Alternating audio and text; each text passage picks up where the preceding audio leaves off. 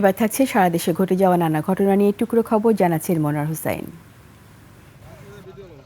মুন্সিগঞ্জের চররামজেবাগ এলাকার মেঘনা নদী থেকে অজ্ঞাত নারী পুরুষের মরদেহ উদ্ধার করেছে পুলিশ। আদিবাসীদের জীবন জীবিকা ও অস্তিত্ব সংরক্ষণে আদিবাসী সমাজের সৃজনশীল শক্তি প্রয়োগ প্রতিপাদ্যে বান্দরবান, খাগড়াছড়ি সহ বিভিন্ন স্থানে আন্তর্জাতিক আদিবাসী দিবস পালন করা হয়েছে।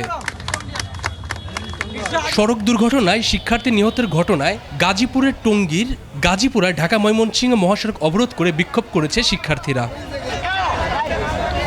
নওগাঁয় সীমান্তবর্তী এলাকায় অপরাধ প্রবণতা কমাতে বেকার ও শিক্ষিত যুবকদের কারিগরি প্রশিক্ষণ দিয়েছে বর্ডার গার্ড বাংলাদেশ। সম্পত্তি দখল ও শারীরিক নির্যাতনের প্রতিবাদে পঞ্চগড়ে মানববন্ধন করেছে ভুক্তভোগী পরিবার ও স্বজনরা। সুনামগঞ্জে একটি বাসে অভিযান চালিয়ে বিপুল পরিমাণ মাদক জব্দ করেছে পুলিশ। মনোয়ার হোসাইন, 21 টেলিভিশন।